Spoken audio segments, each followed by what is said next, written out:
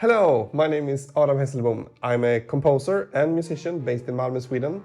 And today I'm going to open up one of my sessions and show you what a film cue can actually look and sound like and how I write the music. So I'm going to walk you through a piece of music from a film that I worked on, an actual film project, and I'm going to show you how to write action music. And here it is. This is my Logic session, and this is from a film called The Discarded Ones. And I'm not going to show you any moving pictures today because it's currently doing its festival run. But what I can tell you is that it's a Civil War film, so American Civil War time. It's a short film, 30 minutes. And this is like the big action set piece in the end of the film. And I'm not gonna give away like any plot details, but it's one of those kind of like shootout scenes, and it sounds like this.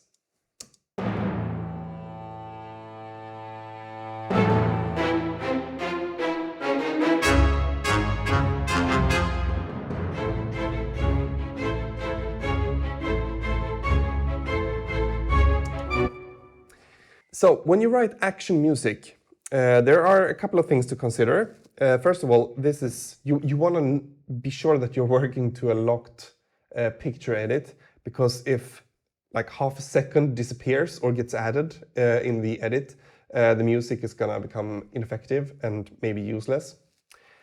So it's important that the edit will not change after you have composed the action music. Action music usually consists of a couple of very distinct elements. One of the most important ones are there's usually some sort of a motor, that gives like a rhythmic drive, adds suspense, adds like a movement forward in the story. But there should also be like a couple of melodic elements. What I usually do before I write a single note of the music is I want to point you in the direction of my global tracks here. What I usually do is I do markers for all of the most important story points. So what you do is that in Logic, you create markers, and then you click this little padlock icon so that the marker is locked to timecode and not to like a specific bar. So when it's locked to timecode, it stays in place even if you change the tempo. So this is the first step, to really analyze where the important points are and where the main characters are in the most danger, because that is what we need the music to do.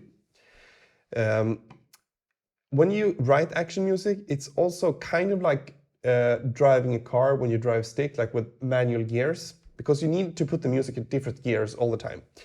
If you like establish a very distinct like motor and you just go with it for 5 to 10 minutes, it's not going to become effective. It's only effective when you give a little action and then you take it back, and then you give more action and you take it back. So you need to be like varying all the time. So what I did here was I first analyzed like the score, the scene, and I put in the markers, I locked them to timecode, and then you can start to change the tempo to see if there is a tempo that you like that also aligns, as close as possible to your markers, because you typically want to have your important steps happening on beat 1 of a bar. Action music is usually kind of fast. This one is in 145 BPM, and yeah, that's kind of a typical action music tempo.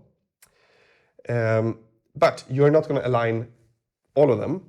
So what you need to do is you will decide on the tempo, and then you will need to adjust with different time signatures. And as you can see here, I change time signature all the time. Now, I would like to add that I have done a lot of the music in 7/8 because I think that 7/8 it's a good time signature for action music because it has that, you know, so that's why a lot of it is in 7/8, but it won't align all the time. And when you take the action down and go more into suspense, then I'm reaching more for the, you know, 4/4, 2/4, 3/4. But as you can see, I have aligned so that all of these important things happen on a beat 1. So that's kind of your tempo map. So this is what you do before you write any music. I like to think of this like doing sort of musical like Sudoku or something. It's more of, you know, solving a puzzle. You have to do it like this so that you align the music, and the music is like completely controlled over what's happening in the picture. So you can't like have, you know, your own vision of the music. You really need to adapt, and that's what makes it so fun to write action music, I think. So it's sort of a puzzle, and this is how I have solved it. Quick note on my instrumentation, it's an orchestral score. The blue ones here are the woodwinds, the red are the brass, and then there's percussion with harp and piano and strings. I might make some mention of what sample libraries I have used, but that's not the focus of this video. If you want me to talk more about my template, then comment and I will make such a video for you. There are a couple of themes present in this score, and we have the like main protagonist, who is a beat-up Union soldier, who is very like cynical and violent, very violent, and his theme goes like this.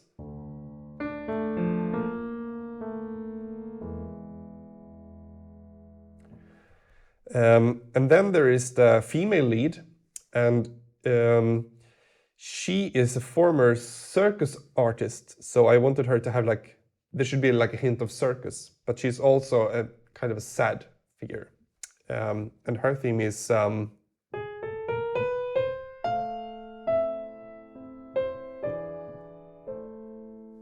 like that. There is also a theme for like danger, which goes sort of like this.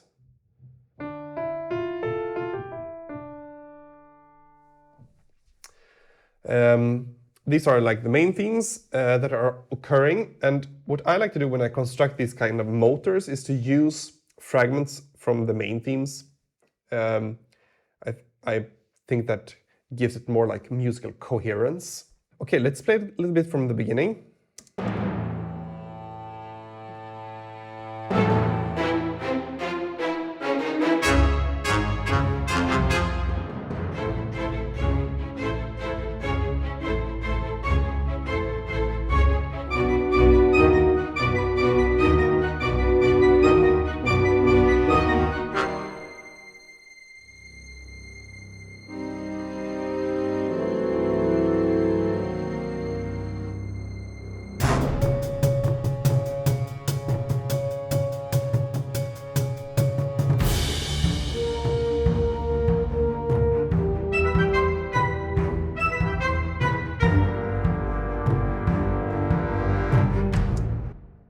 Yes.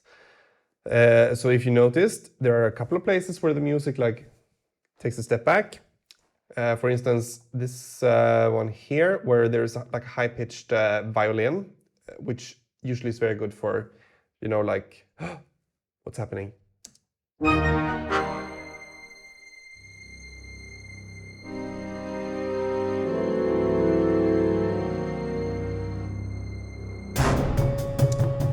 And it comes back. So in this first part, our heroes are fighting.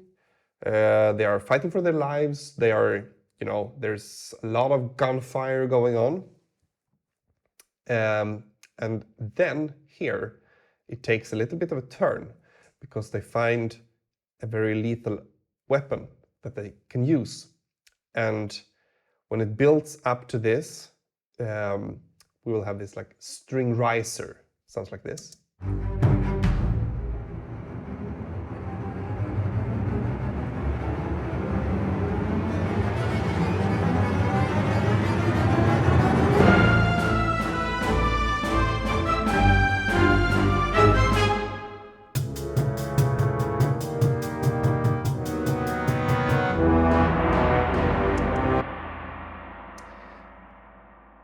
that riser is so long. It's so suspenseful. I like it.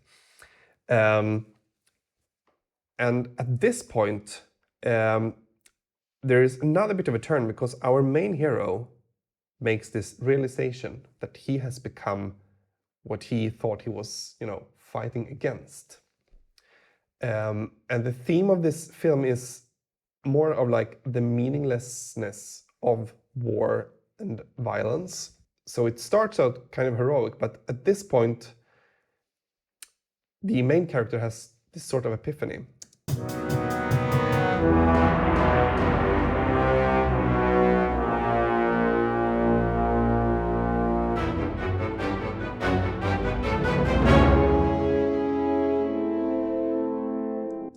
But of course, the fighting goes on. Yeah, I'm not gonna give away the plot details, but there are some twists and turns.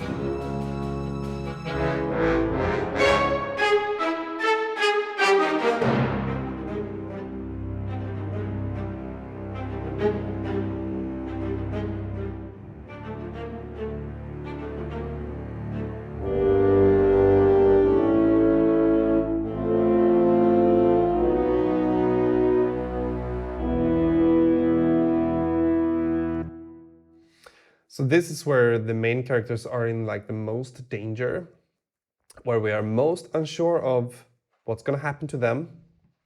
And as you can see, I sneak in the 7/8 whenever I need to like amp up the action drive again, and then I go back. And as you can see, there are not the 7/8 parts that are like the main driving force. They are not like that extended. And I think this is the most important part of writing action music, is to really highlight the action and then highlight the suspense in between actions. And at this point where the marker says stop, that is when, it stops. And as you can see, we will do a tempo change here. And 72.5 is obviously half tempo compared to 145. But then the tempo will drop again in the very end to 60.